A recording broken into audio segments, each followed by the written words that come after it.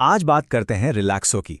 एक ऐसा नाम जो बहुत से इन्वेस्टर्स के लिए कॉफी कैन इन्वेस्टिंग का मतलब एक भरोसेमंद स्टॉक का दूसरा नाम था। लेकिन हाल के दिनों में इस मार्केट डार्लिंग की कहानी ने एक बहुत ही चौंकाने वाला मोड़ लिया है। और वो मोड़ है ये नंबर 85%। जी हाँ, अपने पीक से ये स्टॉक लगभग 85% नीचे आ चुका है। मतलब सोचिए, ये कितनी बड़ी गिरावट है। ये वाकई सोचने पर मजबूर कर देता है। अच्छा, इस परसेंट को जरा रुपयों में देखते हैं तो बात और भी साफ हो जाती है। एक वक्त था जब इस कंपनी की मार्केट वैल्यू 35,000 करोड़ रुपए थी और आज ये सिमटकर करीब 6,300 करोड़ पे आ गई है। कितनी बड़ी वेल्थ वाइप आउट हुई है। तो फिर सवाल यही है कि भाई ऐसा हुआ क्या? मार्केट का इतना चहेता स्टॉक इतनी बुरी तरह क्रैश कैसे हो गया? चलिए इसी सवाल का जवाब ढूंढते हैं और समझते हैं कि इसके पीछे की वजह क्या थी। देखिए, इस गिरावट के पीछे ना कोई एक वजह नहीं है। असल में ये कई सारी नेगेटिव चीजों का एक कॉम्बिनेशन था। मतलब एक परफेक्ट स्टॉर्म बन गया था। तो आइए इस तूफान के हर एक पहलू को जरा गौर से देखते हैं। तो हुआ ये कि एक साथ कई चीजें गलत हो गईं। सबसे पहले तो स्टॉक का वैल्यूएशन आसमान छू रहा था। पीई रेशियो 150 तक पहुंच गया था। बहुत ज्यादा महंगा था। फिर ठीक उसी समय कंपनी की अर्निंग्स कमजोर होने लगीं, प्रॉफिट ग्रोथ नेगेटिव में चली गई। और तो और मास मार्केट में डिमांड भी सुस्त पड़ गई। और ऊपर से कंपटीशन दोनों तरफ से, ऑर्गेनाइज्ड और अनऑर्गेनाइज्ड सेक्टर से, बढ़ता ही जा रहा था। बस इन सब ने मिलकर मार्केट का मूड ऐसा बिगाड़ा कि स्टॉक में भारी बिकवाली शुरू हो गई। और जैसा कि ये कोट कहता है, एक जमाने में बाजार का डार्लिंग कहा जाने वाला रिलैक्सो करीब करीब 80% टूट भी गया। ये लाइन सब कुछ बयां कर देती है। इससे पता चलता है कि मार्केट में सेंटिमेंट कितनी तेजी से अर्श से फर्श पर आ सकता है। लेकिन रुकिए, कहानी सिर्फ इतनी ही नहीं है। ये तो बस एक साइड है।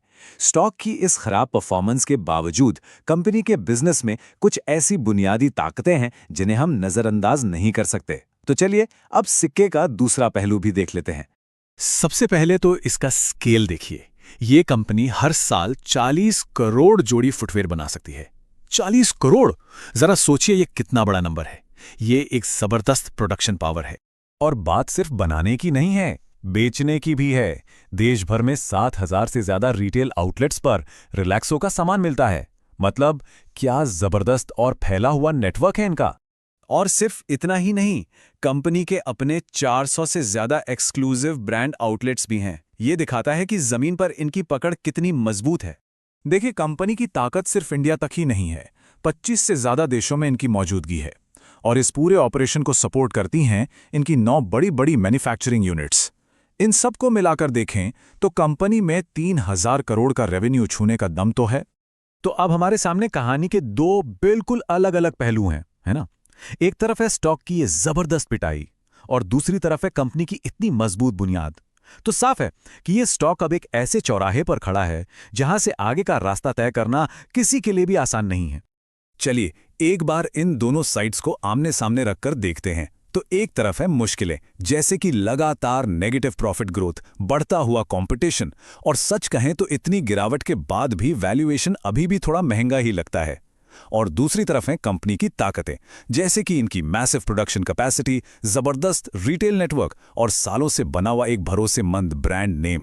तो कुल मिलाकर सबसे बड़ा और अहम सवाल यही बन जाता है कि कंपनी की हालिया खराब परफॉर्मेंस को उसकी मजबूत ऑपरेशनल बुनियाद के सामने रखकर कैसे तौला जाए।